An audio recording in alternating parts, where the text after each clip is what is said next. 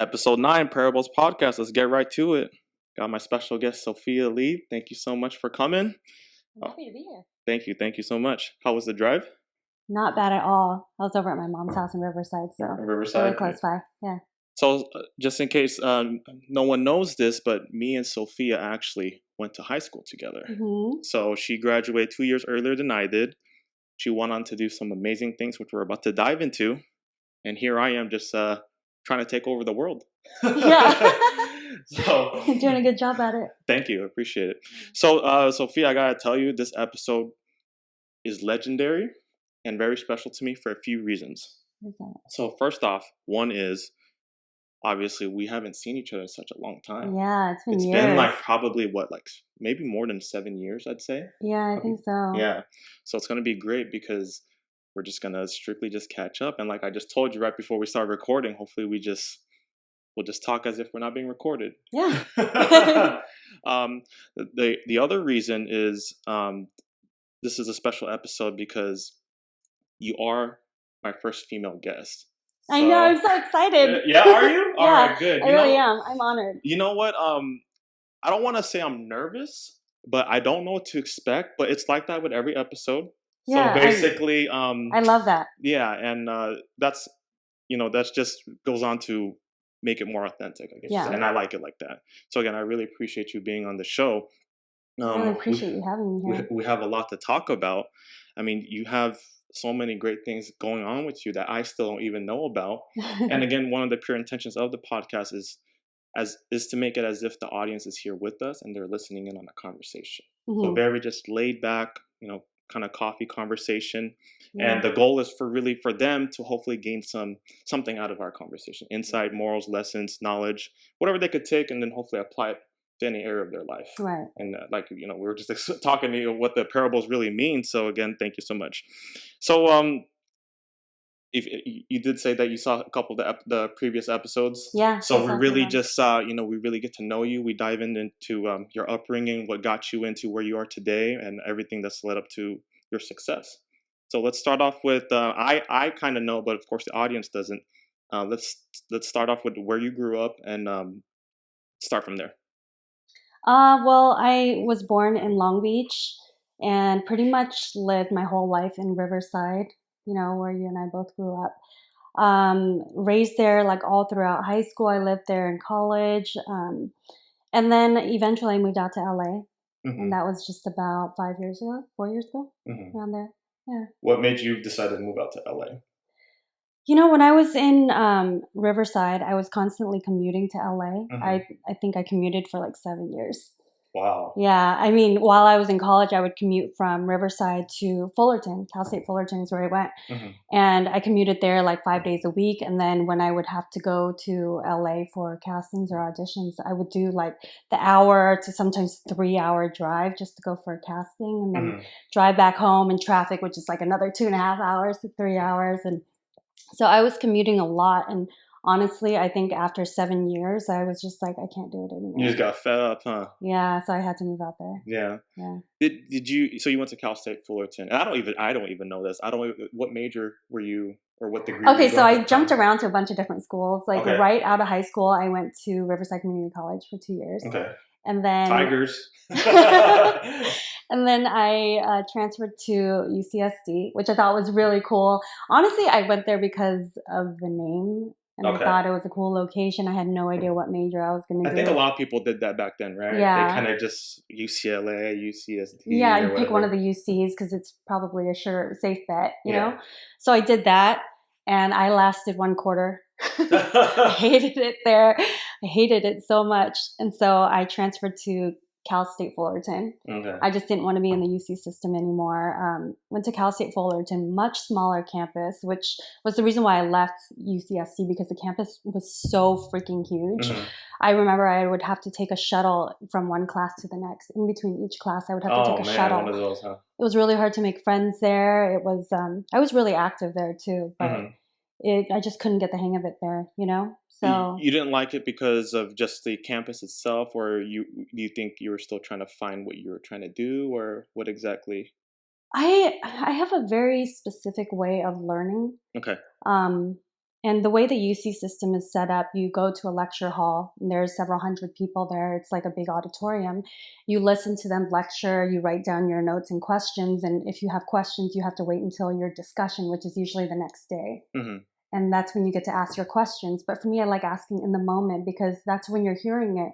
These questions pop up and you want to be able to ask immediately. Yeah. And when you're not able to do that, I forget why I was confused about what he was explaining, or I lose track of what I see what you're saying. So like the classroom size and setup wasn't, it's not intimate compared to like if you were like at a community college or a Cal State. Yeah. So at Cal State Fullerton, class sizes were 50, 60 people, way more manageable. Mm-hmm. I knew all of my professors, they knew who I was, and I just learned more effectively that way. Okay. So were you still going for the same degree at Cal State Fullerton? No, so UCSD I did communications, which was, I don't know what I'm doing. I just picked one. You just picked one? Yeah. And then at Cal State Fullerton, I switched to business, and that just felt way more my speed. Mm-hmm. I loved it. Was business something you always wanted to do, or? I think so. Like I didn't know it growing up, but mm-hmm. My mom's a businesswoman, and I kind of just watched her growing up, and I guess I became familiar with the way that she operated. And mm-hmm. so I kind of wanted to be like that. I remember when I was little, thinking back on it now, I realize it, but every time I would get toys or something, I would play with like the cash register, and I would make like fake accounting ledgers and like checks and bills and everything. Did you play Monopoly? Did you play Monopoly? Yeah, I did. Okay. Yeah, I really liked Monopoly. Oh, okay, that's funny. Yeah, so I would always do things with like money, and I would pretend to be a bank. Like mm-hmm. I like that kind of stuff. So you eventually got into the business side. Walk me through where your career kind of took off from there. Well, so I did my bachelor's at Cal State Fullerton, and then I continued to do my master's there. And honestly, I did my master's because after undergrad, I was like, okay, I guess I'm supposed to go out and get a job now. Yeah. I didn't feel prepared. I didn't feel like I was ready for the real world, mm-hmm. So honestly, I didn't know what to do. So I just went back to school. Okay. They don't teach you that though, huh? Like you get your degree, but do they kind of tailor you towards like how to go after a job now, or, kind of prepare, reach out or network or do all that stuff? Especially not in undergrad. I think grad teaches you a bit more of that because you're working with real companies and meeting with these real executives and stuff, and they're not gonna tailor their work culture around these students. Like they invite you to come in and you just see how it is, and you have to incorporate yourself into that. And so that gave me a lot of like real life practice and how to deal with people, and mm-hmm. How a meeting works, how how fast paced you have to move. And so that helped a lot. But to be honest, I don't think the material in grad school actually helped. It was just like being able to work with these companies and work with different people. That mm-hmm. helped. But so when I finished grad school, I got a job doing marketing part-time. Okay. And I was working at this golf company. I have no idea why I worked there. I think it was just because I felt like I needed to do this job that was related to my degree. Yeah. So I did that, and I did fine at it. Like they offered me a full-time position, and at that time I was working part-time, and then I was still going back and forth to LA doing mm-hmm. castings, auditions, shoots, and stuff like that. Mm-hmm. And it was to the point where I was getting really busy in LA, but I didn't live there yet. I was still driving, and I would get calls from casting directors asking me personally, inviting me to come to their castings, which doesn't really happen for anyone who's not in the industry and is not familiar with it. Mm-hmm. A casting, they usually go through the process of going to your agent, and then they say, this is who we need, and then the agent gives them a group, and they have to select who they want to invite to their casting. Mm-hmm. And if you don't get invited, you can't go. Mm-hmm. But I was getting a lot of personal requests to go to these castings, and I had to miss so many of them. Yeah. I either missed those, or I would go to those and I would show up to work late, or I would call in sick, and I would be late to these auditions. So I was kind of like half-assing each thing. You're kind of juggling both. Right. I wasn't giving 100% anywhere. Okay. And so it got to a point where I was like, I have this job here, this marketing job that is consistent income. Mm-hmm. It wasn't something that I liked or really cared about, but it was money, and it was related to what I knew how to do. Mm-hmm. But did you learn a lot, like, working there at that golf? I learned that there was something there about the way the culture was there. I mean, it was an office setting, and I just didn't feel like it was me. Okay. You know, I always had this struggle inside, like, do people just really suck it up and go through this job that they really don't feel is right for them? Is this what people commit their lives to? I was like, how come I can't do that? How Yeah. come I can't just suck it up and do it? Like, Yeah. go to this job, work with these people, do these things that you know how to do, but you don't really care about it. Yeah. Like, I wasn't committing 100% there because I didn't care what the outcome was, to be honest. Mhm. And you And didn't wanna be that person, right? I didn't That want that that to. zombie that's just, like, in a place where you don't wanna work, like, it's good for your, I guess, like, the normal life, but you don't wanna be miserable and just sit there and just not be Exactly. happy. Yeah. I mean, by default, I'm a pretty happy person, really optimistic and pleasant person overall. That's what But I love about you, by the way. I feel like we're the same, like, we're just always happy, right? yeah, Yeah, you're yeah. always looking on the up and up, Yeah, yeah. And every day that I went to this job, I seriously felt like a part of me was being torn down. Mhm. Like, I just wasn't myself. Yeah. Like, I would go home and I didn't talk to my family the same way. I wasn't enjoying my time with my friends as much because I was just like tired, or, I wasn't as full of life as I usually am. And doesn't it feel like your kinda identity is being taken away from you, Yeah, right? exactly. Okay. And that was the struggle. And I kept thinking, I never said this out loud before because I really thought that people just sucked it up and did it. Mhm. Because I would see so many people go to work and they complain about their jobs. Yeah, like I complained about my job, but I didn't know if they suffered the way that I suffered with it. So I Yeah. was like, this is not me. I got to get out of here. I hate this. So wait, you were saying that you were more vocal about it or you weren't I at the time? wasn't. Oh, okay, gotcha. Because I didn't get it if people were going through the same thing as me, Yeah. But then I made a decision one day when I was in traffic. So what happened was, I think they kind of knew that I was 1 foot in, 1 foot out at that job. Okay. And they offered me a full time position to go on the PGA tour. And Oh, basically, wow. yeah, I would go on tour with them, interview the players, and just be on camera. And that would be my full time thing. And in their eyes, I think that they thought it was, this is a perfect fit for her because she likes to be on camera. They knew that I modeled outside of that job. And so they thought, oh, this is great. She gets to be here and she gets to be on camera, right? Mhm. But in my mind, I was like, I know nothing about golf and I don't really care to know anything Yeah, about golf. yeah. Like, that sounds cool for someone who's interested in it, but I have no interest in it, Yeah. And so I drove home that day and I remember sitting in traffic, music was off. I was just So like crazy. talking to God, bumper to bumper traffic. I was like, I don't know what to do. I I I went to school. Should I do what my degree says I should do? Should I Yeah. do what my family wants me to do? Or do I do what I actually enjoy doing, but it's not a consistent income? Mhm. This has a consistent income. This is more fun, and I feel like more myself here. Yeah. But this has a lot of insecurity here, Yeah. you know? And so I was crying. I remember I was just really Oh, emotional man. because I felt like this was a pivotal point in my life, whatever. I mean, I was still so young at the time, Yeah. but I felt like it was such a pivotal point in my life. And I was like, whatever happens is something that I'm going to have to commit to for a long time, Absolutely. which I've learned later on is not true. Because you're constantly making these pivotal decisions. It could be every few months, every few years, but Uh-huh. nothing is forever. Isn't it funny? I want to bring. Sorry to interrupt. I got two things. Isn't it funny that a lot of self reflection happens when you drive? Yes.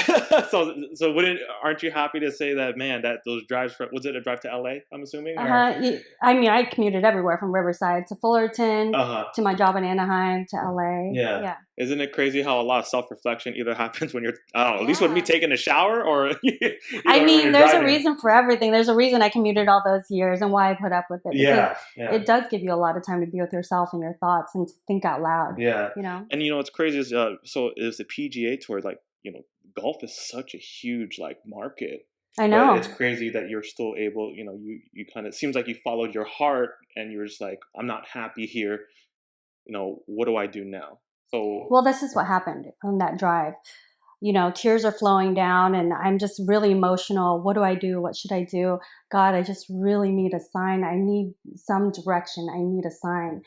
And I swear to you, I had this little thing where my phone was being held up, and up jumps this text. It's from one of my agents, and she goes, "Honey, congratulations! You just booked CSI Las Vegas." I was like, Wow. I just remember I looked up and I said, "Thank you." Wow. That was the biggest sign I could have gotten. And I was like, okay.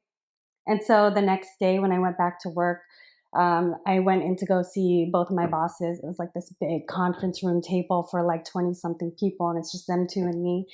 And I told them my decision, that I was going to quit. I put in my 2 weeks, and one of my bosses, such an ass. Let it out. Let it out. He was like, "Okay, Sophia, you can decide that, but I'm trying to give you an opportunity at a real job here." I was like, "Okay, well, thank you. You just made it really easy for me." Yeah. Yeah. You So the solidified your decision, right? yeah, I was like, "This is totally not for me." I mean, I didn't say that out loud, but yeah. I walked out of there thinking that, and then 2 weeks on the very last day of that job, I remember I booked a commercial for Big Lots. It wasn't supposed to shoot on that last day, so I was supposed to go to work. But they said we had to reschedule, and it ended up being on my last shift at the marketing job. And so I called in and I told my boss, I was like, "Hey, I know today is supposed to be my last day, but I'm so sorry I booked a national commercial. I can't come in." So it's kind of like you just put the final stamp, like, "Hey guys, can't make it. Sorry." That's And it. you know what made it really come full circle? So this was maybe like, what year was that? I don't know, but it was about 5 years after that. I got a text from my boss one day, the nicer one. He's like, "Hey, Sophia, this is, I don't know if I should say his name, Chris." This is so and so. Okay. Yeah. He said, "This is Chris. I haven't talked to you in a long time, but is that you I just saw on the Grammys?" And I said, Oh "Yeah, it was." He's man. like, "I just want to say you look great, and I think you absolutely made the right decision." Wow. Isn't that amazing? Yeah. So it just totally came full circle. Let's go back to, because this is what I'm gonna do, because I really want to identify the emotions and the things that you felt. So obviously, I know you were just like, "Oh, what a relief! Thank you, Yeah. God." But when you got that text, can you describe to me a little more? The text like, "Hey, you booked CSI Las Vegas." How exactly were you? Were you still crying more? Were you just like, I was, but for me, like at that time, I felt like I had I'm not religious at all, but I just have a really strong personal connection with God. yes, And my drives in traffic were always just me and him talking. yeah, So I felt like he was directly telling me, and everything that I was venting, that I was thinking out loud, that I was crying about, yeah, it was just like us having a conversation, yeah. And so when he texted me that, I wasn't super surprised, but I was relieved because I was like, just thank you for answering me. I could tell that such a pivotal moment, like just the way you're talking about it. Let's go back to when you started doing these castings and these gigs in LA. Was it something that you always were into, or did you kind of like, were you in? I don't even know what's about you, and it's crazy because we know each other. Like, were you in like pageants or anything, or like what kind of got you into that whole side No, of I you? was never into pageants, never Okay. wanted to do acting or modeling or anything. It didn't happen until I went to RCC. And like the first 2 weeks of college, they always have like all those booths for clubs and Yeah. everything out there that you can join. And they try to like recruit you into everything. Yeah. So I was with my friend Laura, Laura. Yeah. We were walking around campus and there was this booth, and they approached me and Laura and said, "Hey, have you guys ever thought about modeling?" We're like, "No." No, we haven't. Yeah. Like, okay, this is going to be a scam, whatever, right? Yeah. But they were telling us about this modeling school. Mm-hmm. And I say that, you'll see why. Laura wasn't interested, but they were like, "You would be great for this. It's free. Just come check it out. Like, we have a seminar and we'll introduce you to what we're all about." So I told my mom about it, and she's like, "Just go. It's free. Like, it doesn't hurt. It's an hour of your time. If you don't like it, leave." So your mom encouraged it. Yeah, she encouraged me to. Nice. So my mom and I went, and they were like, "Oh, we think your daughter is so marketable. Mm-hmm. She would be great for modeling and acting. We think you should take these classes and everything." And so I wonder if I should give the name of the place. You keep asking no, just to be safe. No. Okay. I mean, it's up to you. I mean, it's not going to affect me, but it's up to you. I don't even think they're in business anymore, but it's called John Robert Powers. Okay. Okay, so this was a long time, like 10 years ago, 11 years ago. So I ended up signing up for classes there. My mom paid $1,500. And I was like, "Are you sure? I don't think you should do it." She's like, "You know what? It's fine. If this is something you're interested in, I want you to do it. Wow. If you don't like it, you don't have to continue." I was like, "Okay." So we did it, and it was a 10-week thing. At the end of the 10 weeks, I came out of it thinking like, "Well, that was dumb." Everything that they taught me in there, I could have learned on my own. So was it like a school, like a It was 10-week like school or It something? was a school, so they had like runway classes, which in hindsight, I know I had no business doing. I don't have the height for runway. I don't know why they put me in that. And then they had on-camera like posing classes, and then they had classes for what to do at a casting. And these things were, I mean, they were teaching the things that really do go on at these things. But in hindsight now, it's nothing that you need to pay $1,500 for. You go to a few castings and you'll get the hang of it. Gotcha. You know? Okay. But what it did do for me is because I had never thought about, acting, modeling, anything like that ever before, it opened my eyes to it. So I started doing a lot more research on it. And I went about it the way I go about any project in my life. I was like, okay, where do I ultimately want to be? Okay. And I thought, I don't really care about acting. I never really wanted to do acting. But I was like, if I do modeling, I want to be in magazines and I want to be on billboards and stuff. And so I looked up like these ads that I wanted to be in, like what brands I would want to work for. And then I would look up the models who were in them and figure out like, how do they get booked for this stuff? Okay. And then so you're researching. You're just like I research everything. I go from where I want to be and then work backwards. And I research, how the process worked. Like you have to go through casting director, and you have to be with an agency, signed with an agency. And so I looked, and these are all like 5'10", like high fashion models. And I eventually realized my height doesn't fit high fashion. So I went for the commercial market, which is much more mainstream. You just have to have a very like commercial look. Like average, everyday, pleasant type person. And I looked up these models and I found out what agencies they were with. And I found out how to submit to agencies, what to do, what not to do, what to say, what not to say, what to do when you go in, who you should talk to, who you shouldn't bother talking to, what's real, what's fake, what to expect, what not to expect, like what you need to pay for, what you don't need to pay for, like what's real, what's not. I spent probably about a good year and a half maybe researching every single thing I could about Sophia, the go-getter. I love it. So you just really researched, and it's kind of like you said, because there's so many different avenues you could go, right? And excuse me, I'm gonna be asking a lot of questions because I don't know, but like you figured that small lane of commercial was probably the best route for you, and you just went straight forward. It sounds like. Yeah, and what I learned along the way is. The one thing that I have a few things against me, I guess. My height is one, and then the fact that I'm Asian is another. Okay.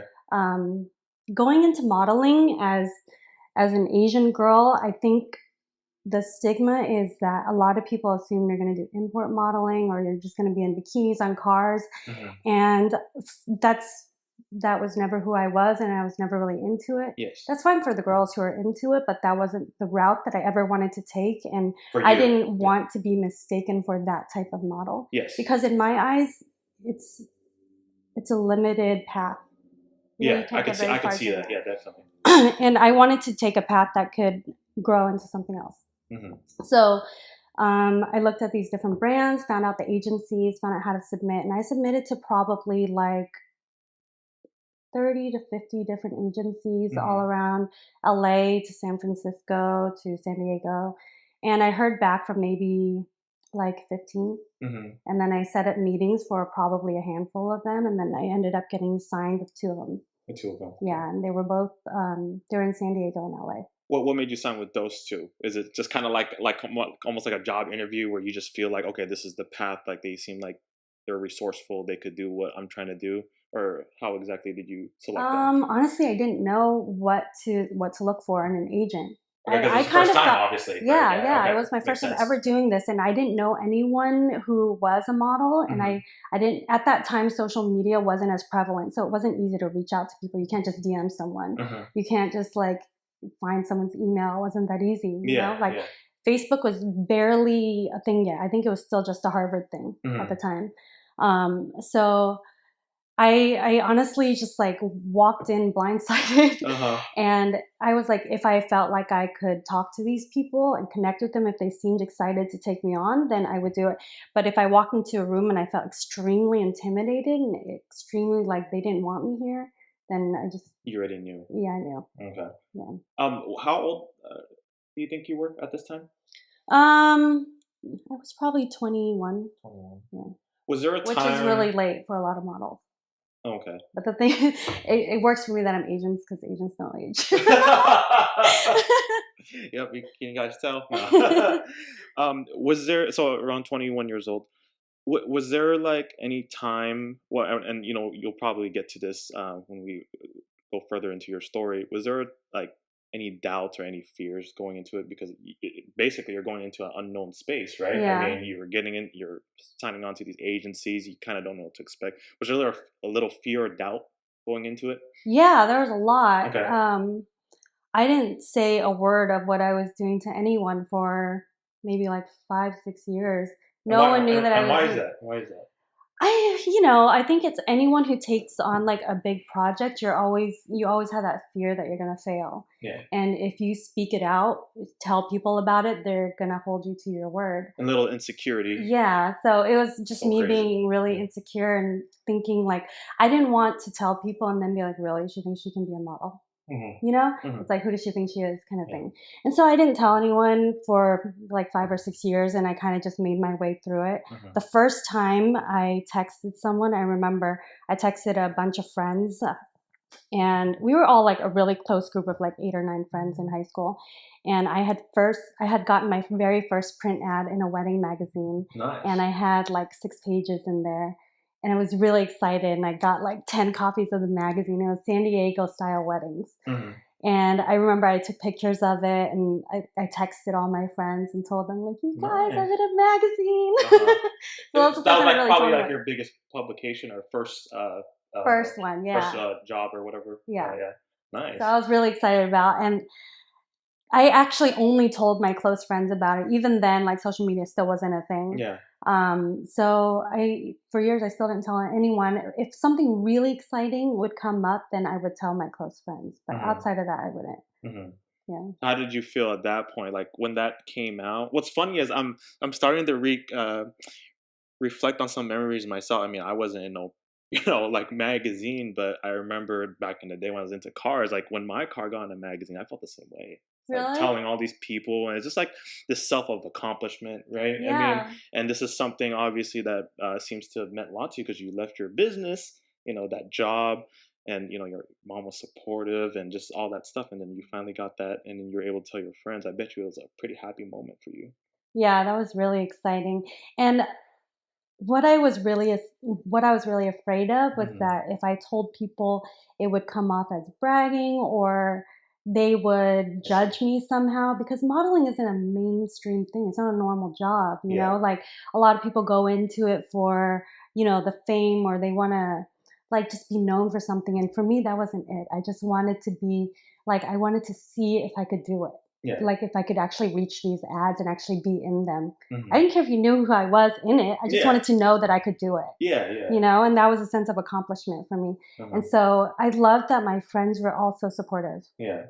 like, I mean, if they did judge me at all, they didn't tell me. They didn't do it to my face, which I appreciate anyways. Well, you know who your true friends were at the Yeah, time. Yeah. yeah. And if you're young at the time, like it tends to happen, so it doesn't matter. Uh-huh. Yeah. Is there I'm curious to know because again, I don't know this stuff. When making your portfolio, Mm. like as a model, is it basically like it's like important like as if a job resume? Is it hard to make a portfolio like for Um, people going that route or I think so because what a lot of girls tend to do is like starting off, you're not going to have professional photos, of course. But what a lot of girls tend to do is they think, oh, if I'm sexy, then I'll get more attention. More attention is better. Mhm. But for me, I really tried to steer away from that route because I didn't want to be seen as just a body. Like I want people to know me for the work that I did and the brands that I was able to reach and like the people that I worked with and my actual work. But so I always try to steer away from that, and I think it was a much slower path doing it that way because you do have to be more conservative. It's a little bit. It's way more difficult for sure because it's very easy to find photographers who want to shoot all the time. That's easy, but to find the right photographer, that means you have to say no to a lot of people who want to work with you, even if it's like good paying jobs. Like when I was younger, I needed money, and it could have been very easy for me to say like $1,000 a day. Yeah, I'll do it. But then if it's going to end up looking trashy or it's going to put me in the wrong light, the type of work, right? Yeah. Like I'd have to say no because I'm like I'm really close to my family. Like all my little cousins and my aunts and uncles, they all have kids and stuff, and I'm really close to all of them. And so I don't want them to ever see it and be like, oh my God, look what she's wearing. Look what she's in. Like that's embarrassing. But you sounded like you knew what direction you wanted to go to anyway. Yeah. But it is much harder to get those types of jobs. That's what I mean. Like you have to turn down a lot and know which ones to say yes to. Was there a time now that, because you were talking about money, was there a time where you felt like you started to struggle a little bit at all, or was it really just constantly like everything was going great for you at that, No, I mean, the real struggle financially, the struggle came when it was in 2000. It wasn't even that long ago. It was like 2013. Okay. So my mom forced me. She's like, you need to move out. You need to you're commuting. You're spending so much. I was spending like probably $600 to $800 on gas every month. That's a lot of gas. Because you're still living in Riverside. Yeah. Gotcha. Commuting everywhere. Like sometimes castings would be like in San Diego. Most of the time it's in LA. But I was spending a lot of money, and she was like, you need to stop. You're wasting time. You're wasting money. Like you need to go out to LA. And I rented a few places out there, and I had a horrible situation with a landlord who I found out right before I moved out that he had hidden cameras in the place. Oh my goodness. It was horrible. So I bolted out of there, packed up all my stuff, went back to my mom's house, and I was like, I'm not leaving here until I can buy a place of my own. Make sure that it's completely mine. No one else is there, you know? I was really paranoid about that stuff. So my mom helped me with a down payment on a house, and I bought a place in LA, but then that was my first taste of paying mortgage, of, taking care of all of my bills on my own. And I was still just modeling. I didn't have a regular 9-to-5 job. And so I was struggling financially. And I just remember I had done a lot of modeling work up to that point, and it was really well-known work. I'd done things for Skechers, Reebok, Target, Wells Fargo, really big athletic brands, lifestyle brands. And so I had a great work ethic, and I had a great portfolio. I had great relationships with agencies and casting directors and all that stuff. But when I was struggling financially, I think for anyone who struggles financially, it takes a toll on you because it casts a shadow on everything else in your life. You can't really see things the way you normally would because that's in the back of your mind, And so it's not just modeling; it's just overall. In general. It's in any industry, any line of work, no matter who you are as a human being. That's part of your survival. And so when I was struggling with that, I think it brought down. It changed me. I was depressed. I had just moved to LA, so I didn't have any friends there yet. I mean, I knew of people, but I kind of made it a point to not get too close to a lot of models or things like that because I wanted to keep that separate from who I was. A part of me taking so long to move to LA was because when I was younger, we went to all these castings and stuff, and I would run into these models and they seemed so superficial and so fake, and they're smiling and talking to you and trying to get to know you, but then you turn around and they're talking shit. No they weren't the type of people you thought they would be. Right. Yeah. And it might have been also because I was younger at the time and I was projecting this insecurity, so they were reflecting it back to me. But I realized then that I didn't want to be surrounded by people like that. So I was like, that was the reason why I didn't want to move to LA for a very long time. I thought everyone in LA was like that, which is not true. But at the time I thought so. So I said, if I do, I'm going to move to like the outside of LA so I can drive there when I need to and not be in there when I don't need to be. Yeah. And so, like my insecurity came from being broke. I didn't have a lot of friends there. And when your spirit is down, you walk into a casting or an audition, immediately you already know you're not going to book it. Because the camera reads everything about you. You have a tiny little ounce of insecurity. They see it. They see like when something, if you're at a casting, you're thinking about, oh my God, my parking meter is about to run out. Like I need to go put money in the meter.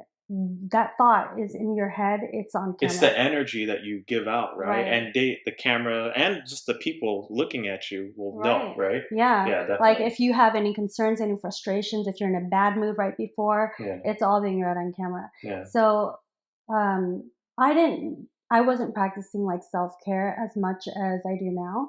And at that time, like that was me. Everywhere I went, I was sad. I was frustrated. I was stressed. I was thinking about all this stuff, like how am I going to make money? How am I going to make money? And so I wasn't booking a lot, which made it worse. And you chose that just because of the way you were feeling at the time, or was it just you were getting booked and those emotions showed and you didn't get signed? No. I wasn't booking because my spirits were so low. Okay.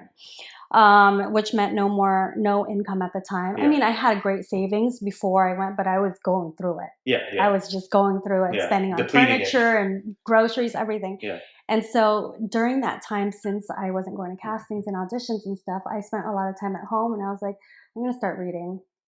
So I started reading and reading and reading. And you know me, I like to research and I really love to learn. And so I was like, okay, I might as well use my time here efficiently. So what can I learn about?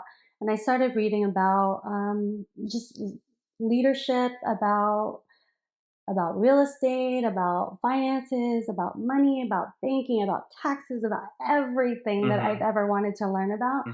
And it just opened my eyes to so much more. And I found out like I was getting excited again.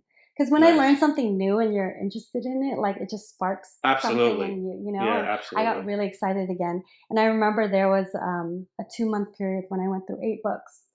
And I was just powering through. And I remember I would stay up until like 5 a.m, just pages and pages and pages of notes. And I realized, I think I want to start investing in stuff. Because I remember when I was little, I would tell my mom, it sounded so lazy, but I think she knew what I meant.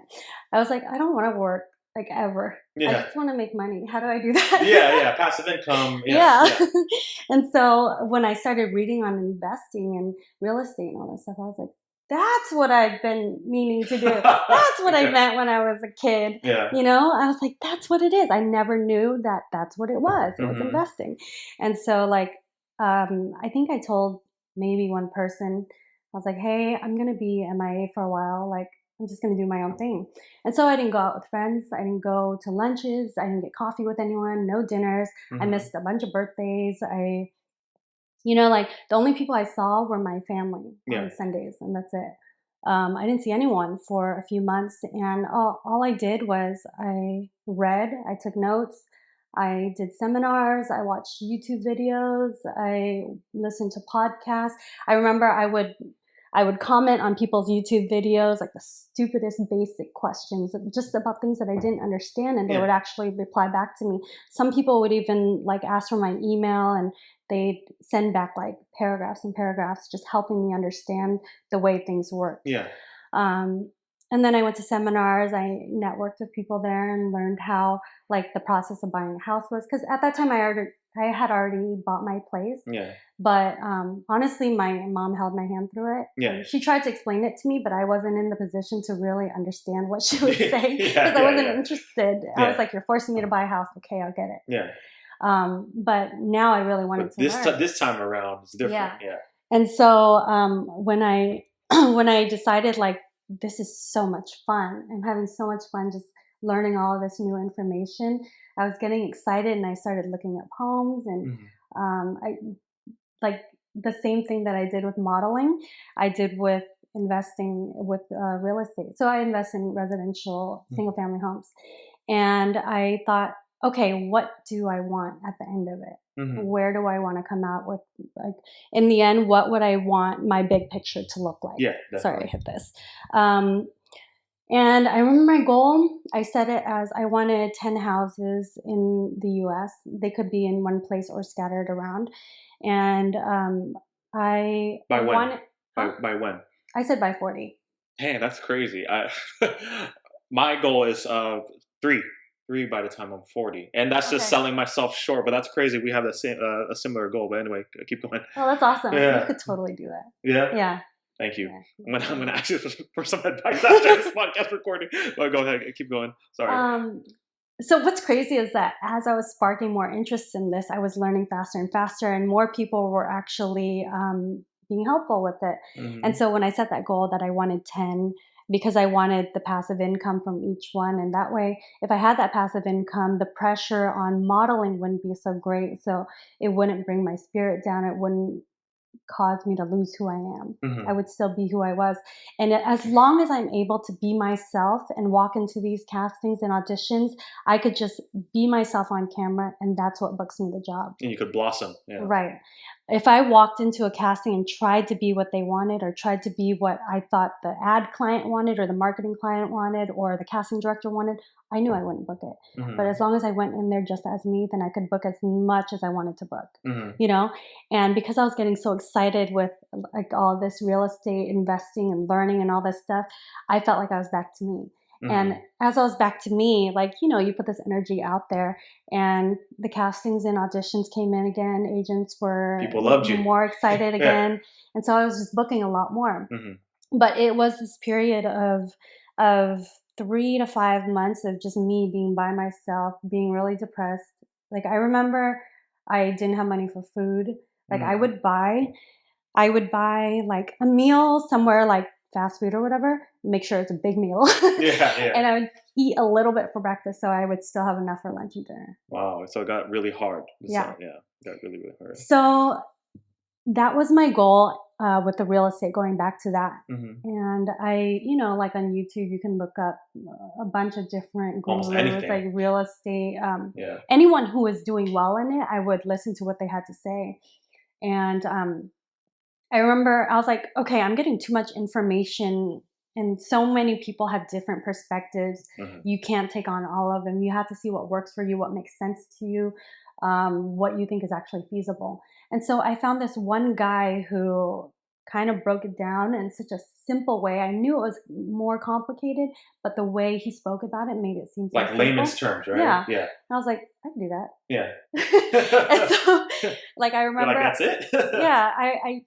I was like, okay, he does what I want to do. He's successful at it. So let me figure out what his strategy was. Mm-hmm. And I figured out what his strategy was, and I honestly just followed it step by step. Okay, he wanted this goal. Okay, so I made my own goal. And then he reached out to these people. I was like, okay, who are those people to me? So I reached out to those people. And then I broke it down. There's this book called The One Thing. Mm-hmm. I don't know if you've heard of it. But it basically tells you how to break down a goal. Mm-hmm. So you want 10 houses. You break it down, let's say one house at a time. Mm-hmm. When do you want this one house by? Okay, if you want it within 1 year, what do you need to do within 6 months? What do you need to do within 5 months, within 2 months, 1 month, within 1 week, within 1 day? Okay, what can I do right now within this hour? Mm-hmm. I can send an email out to this person and ask. Take action. Yeah. Do something. Teeny tiny little steps, And so I broke it down every single day with what I should do. And there was times when I was really intimidated. I was like, I don't think I have enough info or enough knowledge to know how to go about this next step. So I was like, okay, backtrack. I need to learn this first, and then I'll go do that. Mm-hmm. But that's how I went about it, the same way I went about modeling. And that was in 2014. And by 2016, I had already bought my 4th home. Dang, so it happened really fast. Yeah. I love how this is what I find remarkable about your story right now, is just like with modeling and then the real estate, just like we talked about, you kind of like dissected everything. You learned a lot, but at the same time, not only that, but then you kind of like knew like where you wanted to go with it. I feel like a lot of people don't do that, right? They kind of just like, man, this looks cool. I'm gonna get into it. Okay, I'm gonna research everything about it. But what's your end game? Like, right? What's the ultimate picture for you? And I feel like I only say this and bring this up because I used to be like that. You know what I mean?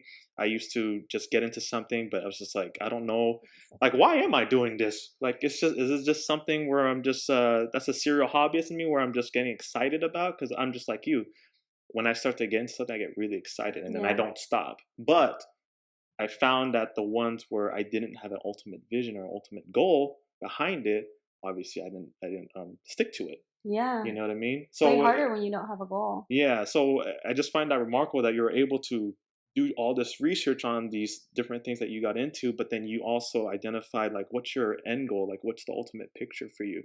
You feel like a lot of people that you've associated yourself with are like that too, where they kind of don't see that bigger picture.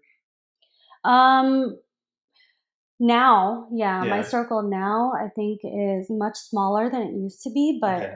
these are people who they don't have the same goals as me, but they have the same way of going about things. You know, Okay. like they're looking out for their own big picture, which is it could be completely different from mine, but they have their own goals. Hmm. You know, and they work hard for what they do, and they know that like your friendships and relationships are one thing, but when you work on something personal, you just do what you got to do. Yeah. You know, Everyone's different, right? yeah, Yeah. Everyone comes from different background yeah. and how they want to do it. And it was harder, like, leaving Riverside because I feel like I had to say goodbye to a lot of friends, and Hmm. it wasn't very much like an intentional thing that I wanted to leave friends behind, but, in my mind, I knew, "Okay, in Riverside, like, this is how much I can accomplish here.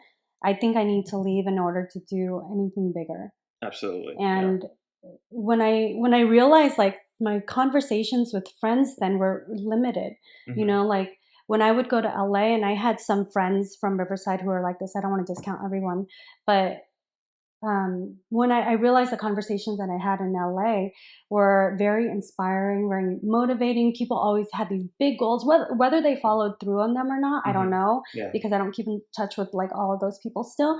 But people seem to have more ambition. They seem to have a bigger vision for their lives. And Yeah. there's nothing wrong with having a small vision at all. Hmm. Everyone has a different comfort level and a different idea of what they want for their lives, and that's perfectly fine. You know, Yeah. like do what makes you happy. But for me, like I loved being inspired and hearing like these people's visions and their goals and how they're going about it, and everyone was doing so much. I Hmm. loved it. And I realized my conversations with the friends that I was really close to, it was like, oh, she's talking shit on me again. Like, oh, that she's so jealous of me, or he's fighting with her about this, or did you see? Like, is my dress cute enough for this? I'm like, I don't care. Like, it has nothing to do Yeah. with what Yeah. you're doing and where you're going. Like, why do you keep fussing over There's these no things? progression or development within Right? that context, right? It was Yeah. kind of just these small little petty things, and a lot of it was really negative. Yeah. And I remember telling a friend one time, I was like, she was venting about something that she had always vented about almost every single time we were on the phone. And I was just like, can we not talk about this? I don't like how I feel right now. Uh-huh. Like I was feeling so negative, and I didn't know then to be that aware of my emotions. But I just knew that I never felt good when she talked about this stuff, you know. So I was Yeah. like, can we talk about something else? Uh-huh. Like, what are How'd, you how'd, how'd you excited take it? about? How'd you She's take it? like, fine, whatever.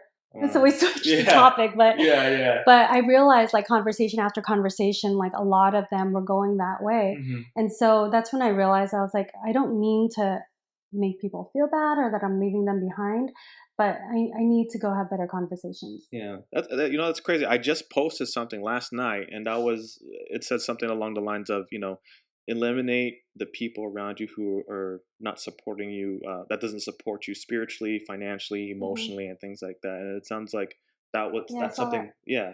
And I felt it was funny. I feel the same exact way. Yeah, it's absolutely true. Yeah. I I mean, mean, because I don't think people realize that it's an incremental effect. It's not something like you get in a huge fight with someone one day and then you realize I need you out of my life.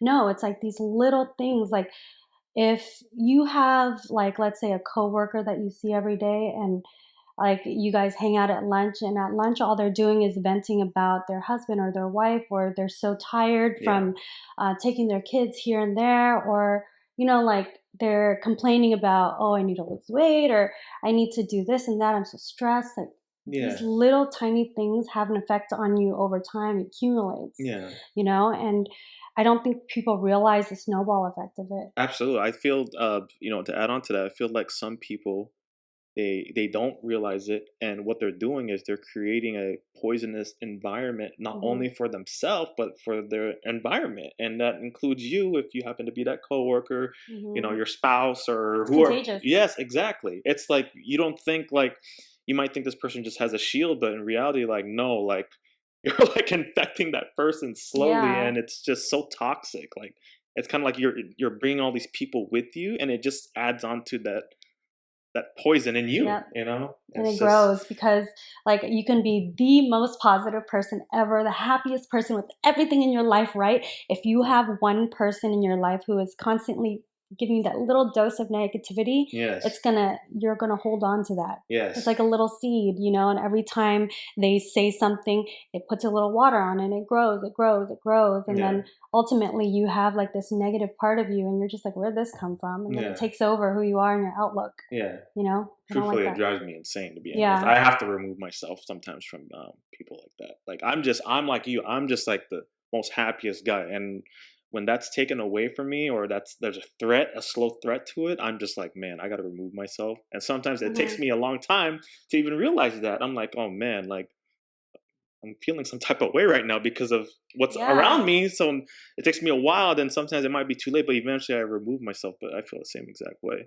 That's the best way to do it, is to remove yourself, because I feel like a lot of people, and I used to do this too. Like, if someone was really negative, your instinctual reaction is to want to be negative back. Hmm.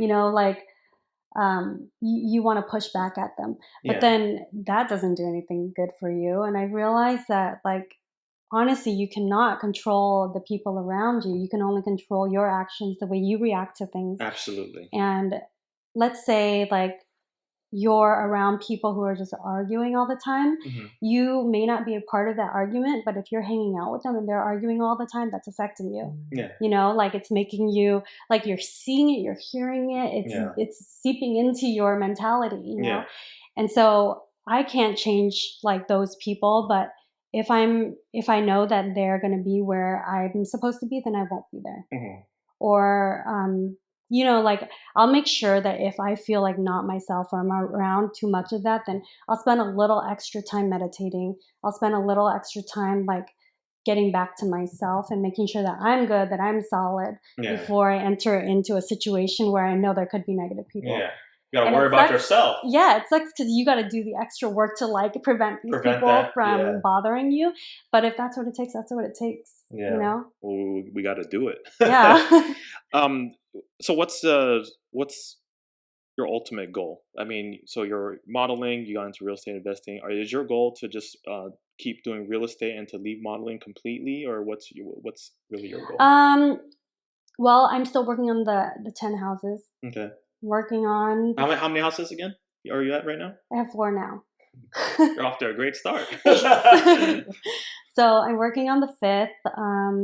Modeling, it's funny, like, when I was 29 turning 30, I still had that insecurity about me, and I didn't know if I was gonna be able to continue in modeling, 'cause, I didn't have everything under my belt that I have now. Hmm. So at the time, I was like, "Oh, am I not gonna book anything anymore? Am I getting too old for this? How much longer can I last?"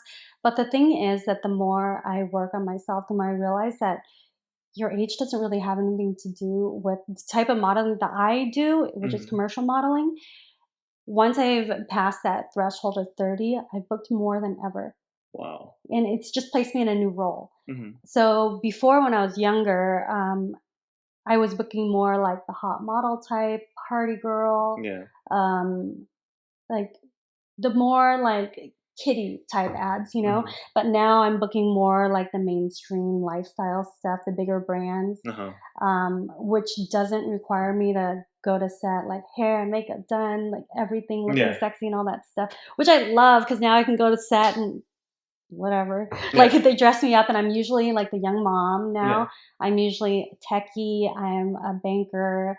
I'm like the yoga girl or, like it's much more normal stuff that you would see like Pilates ads or Target or things like that. What makes you? I wanted to ask you, what makes you choose these certain companies or brands to represent? Is it just maybe like their mission, or is it just kind of like, oh, you like their product or service, and you're like, I want to do that? And also, to add on to that, are there like a lot of brands out there that still, request you, and you're like, no, because you don't kind of like? Well, to answer the first question, the process is these brands, the way that they book models is they have a campaign, they reach out to a casting director, tell their campaign and their vision to the casting director. The casting director usually has his go-to set of agencies that he recruits models from. So he'll reach out to these agents. And, I've been doing this for a long time, so I have really, really great agents that have great relationships with these casting directors. So the brands that come to them are really reputable brands. So your agents know exactly where to. Yeah, they won't do anything that's not. In line with what you're trying to do. Yeah, it's usually like that's hotels and resorts. If I do cars, it's like I just shot a Mercedes commercial, or it's like for Ford or Toyota or something like that. As long as it's not like the bikini. Gotcha. You just did like a Gran Turismo thing or something like that too, right? No, that was actually a thing, just a little side project that I work on with my friend. Oh, nice. So I have this friend named Carter who does the Gran Turismo GT Awards every single year in Vegas. It's a huge production, but this year it was the biggest production that he's ever done solo. And so he knows that I've helped him in previous years with production and stuff. He used to hire me on as a model, but then I felt like, use me for my potential. Like, don't just like have me sit here. What do you want me to do? And so I knew that he had a lot of work to be done. And I've been on a ton of different sets, so I know how production work is done. Like everything from loading carts and gear to how the lighting works to hiring models to everything. Like post and pre-production stuff. And so he just brought me on to do that. And I was actually just helping with the production side of it. Nice. So a lot of behind the scenes stuff. Sounds like. Okay. But to answer your other question, do people still approach me with different jobs? Because of social media now, like a lot of people are reaching out to me directly instead of my agencies, which I thought was actually conflicting at first. But it's not so conflicting because the jobs that you get through social media are on a different scale compared to agency work. Agency work is usually like on a national level. Social media work is very regional. It's local. It's on a smaller scale. And usually it's being shot for social media. So the life of the ad that's going to be on there is, a few weeks.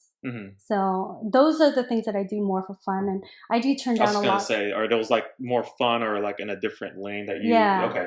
It's still not something that I would go out of my brand for, but as long as I see that the people I'm working with are professional and they're going to present the type of ad that I'd want to be involved in, then I'll do it. But there are a lot of things that I say no to still. Is there? I wanted to ask. What do you think, just within your, how long have you been in the modeling career now? And I'm going to get somewhere with this. Like 13 years. 13 years. What do you think is the most common misconception when it comes to modeling? To me, this is what, I wouldn't know, but I would think that people think like it's easy. Like if you're talented, it looks easy. But just from me, I don't do like any modeling or anything, but I know when you shoot content, I know it could be so tiring. Like just social media is a whole different game. Yeah. Is it? So what do you think is the biggest misconception within your 13 years of modeling that people think? It was a misconception that I had too. So like I said, when I was 29, turning 30, that I thought my career was pretty much over. I think it was that it's a short-lived career. And I think it can be if you have the perspective of modeling that is just all kind of the glitz and glam, and you're doing the hot stuff, and you're doing the stuff that gets all the attention. In that sense, it could be really short-lived.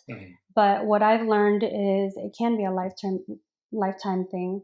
You know, as long as for me, my niche is perfect because it's commercial. As long as there are brands out there doing marketing, there will always be work. And when are people not marketing? When are things not being sold? Our whole world is based off of consumerism. People need to spend, people need to buy. And as long as people need to spend and buy, there will always be marketing, there will always be ads. And for these ads, they need to go through agencies and, you know, so there will always be work. Aside from, I guess, persistence, what do you think is probably a necessary like skill set in a modeling career? Like if someone were to go through, what's like definitely like a skill set that you know for sure that someone would need to be successful? I don't think it's specific to modeling, but it's very true. And it's true for any industry, really. Like, you have to have good work ethic. The thing that bothers me the most is I see a lot of models who have come into the industry really strong, booked a ton of work, but then they kind of just fizzle out and they get really bitter. They get mad at their agents. They get mad at anything. Like, they start to blame other people besides themselves. Everyone. And here they are, they're sitting at home just waiting to get a phone call. Hey, you're booked. Like, okay, that may happen a few times, but you need to do your own work too, you know? I mean, make sure that you're taking care of yourself, that you're staying in shape, that you're eating healthy, that you're keeping good relationships with casting directors, with agencies, that when you show up on set, you're professional, that you're on time, if not early, that you're well prepared with wardrobe, that you're, you know, like when you show up on set, there's a lot of models who, I see this still, even to this day, like even models in their 30s or 40s, I still see it. They show up on set and they keep to themselves. They're on their phone, don't say a word to anyone. No, like, I can't stand that. I mean, they'll talk to like the director, the producer, or someone, but even the hair and makeup people, the crew people, the like lighting people, engage with these people. They're everyone robots. is here for the same reason. You either need to be or you want to be. So act like it. You know, and I think a lot of people are really entitled, and they think like their first big shoot that they get on, they're just like, oh, you know, like everyone's here for me, like everyone needs to cater to me. No, you're there to work. You're there to work just like everyone else. And so I think it's just like really having a good work ethic. Well, what would you say is probably like the most memorable, most fun, maybe the most legendary gig that you've done? I'm sure there's a lot, right? Yeah. I think the coolest one that I did was it was a Super Bowl commercial for that was last year, or when was that? No, what year was that? I think 2000. Oh, actually, the Grammys was a pretty good one too. No, but the Super Bowl commercial I think was 2013, 12 or 13, 14, something like that, for Kia Optima. And the scene was really cool. So it was at the Irwindale racetrack or Speedway. We're around this racetrack, and it's me and 7 other girls, and Adriana Lima is part of it. Motley Crue is part of it. I think that was the year that Blake Griffin was there. A lot of huge celebrities. And before booking it, I didn't think that it was going to be a big commercial. So the casting was actually really funny for this one. I had 6 castings that day, which is a ton. Getting through LA traffic, getting to 6 different places, having to change my makeup in between each one, my hair in between, trying to change as I'm 6 driving. 6 castings as in like all scheduled that day? Yeah, different places all across town. And I remember trying to change like while I was driving and like trying to do my makeup. And that's why there's so many accidents in LA, because everyone's a model or an actress trying to run to an audition. But it was my 6th casting of the day, and I get to the casting location. It's this huge studio with like 9 different casting rooms. And there was maybe like 10 models already there waiting. I was like, oh my gosh, this is going to take forever. All the other casting doors were closed. There was only that one open that was open late. And so I was actually thinking like, I'm so tired. I'm ready to just like head home and sleep. I don't want to go through with this. I don't have the energy to sit here and wait for like an hour or whatever. But I was like, I'm already here. This is the last one. Just do it. And so I sat there and we went in. They called us in as pairs. And usually when they pair you up with someone who would shoot that same scene with you to see how you two look together on camera. And I'm usually fine, but they paired me up with this girl that was 6 feet tall, wearing 4-inch heels. And I'm 5'4". And I'm wearing heels, but I'm still not like 6'2". So obviously there's a disconnect between you two. Yeah. Huge disconnect, yeah. Yeah, and so like we do the scene, and the scene is, he explains it to us. He's like, there's cars racing around the racetrack. You just basically have to act like you see these cars. And it's a blank room. It's only him standing behind a camera. So there's nothing to look at, or it's completely silent and everything. And so we did the thing. We pretend like there's a car driving around. We cheer and everything. And then he goes to the other model. He's like, okay, now if you move over to this corner, I'm going to take a photo of you. And I'm like standing here waiting. He's like, okay, I think you're done. He didn't take my photo. I was like, like, that was rude. At least appease me and take my photo. You know? Yeah. And so I walked out of there thinking like, I should have just left. Yeah. I was so annoyed that he couldn't extend me the courtesy of like treating me like the other model. Yeah. Because I was already insecure walking into it because she's like a foot taller than me. Yeah. But then I walked out of it and I left. I was like, whatever, I'm going to go home. The next day I get a call from my commercial agent. And she's like, guess what, honey? You just booked the Kia Optima commercial. I was like, what? Are you serious? I was like, how? Kind of unexpected. Yeah, I was like, how? Yeah. I was so sure I didn't book that one. Yeah. And it's always the ones where you're just like this. Really? So the most out of place, the most uncomfortable, the one that you're just like not meshing with, like energy wise, and it's always those ones. It's always those ones. Man, I've had a lot of those surprises. Really? That's crazy. My first big like Skechers one, I booked that paid like $10,000 a day. That one I was like, I'm not gonna go. Yeah. Very last minute, my agent was like, please just go. It's going to be really quick. So I like I didn't do my hair and makeup really. I tied my hair up and I went in like yoga pants and like the ugliest like running shoes I had. My boyfriend at the time dropped me off at the casting. I ran in. I was like, whatever. Did some push-ups and squats like in the room because it was an athletic one. And then I was like, okay, whatever, let's go eat. I didn't give a shit about it. I didn't care. But then I booked it and it was a $10,000 a day job. Wow. That Kia Optima one, I didn't find out until I was several hours into the shoot. It was like our 13th hour. And it was already like 2 a.m. I was so tired, so dead. I wanted to leave already. And they come out and tell us, oh, by the way, did your agent tell you this is going to be a Super Bowl commercial? I was like, no. I was so excited. And so they told me that day, they're like, you're getting paid like $30,000 for being here. I was like, okay, I'll stay. I'll stay. You're like, what? That's funny. Yeah. Do you we're going to be running out of time soon. I do want to ask you though, like with me in this podcast, right? I feel like I have an obligation, just like with, having you guys as my guests, to share your story. It's not just I record my voice and to entertain, although of course it is to entertain, but also I have a bigger purpose behind it, right? So I feel I have an obligation to obviously share your story in a very correct and meaningful way. Do you feel within your modeling career and everything that you've accomplished, do you feel like you kind of have an obligation to lead by example or maybe empower women? For sure. Yeah. Yeah. I think that's something that I actually feel really strongly about. Okay. One thing that I can't stand seeing is when I see a girl or a relationship where the girl's being treated badly or not how, she's being disrespected. Yeah. And it's not because the guy is a horrible person or she wants to be treated that way. I've grown up seeing a lot of women disrespected in my life, and I just remember always feeling like I don't want that to be me. Absolutely, yeah. And so part of the reason why I never really did like the whole sexy route of modeling is because I think it encourages people to like kind of ogle women and see them as just objects. Absolutely, yeah. And for me, like I didn't want to do that.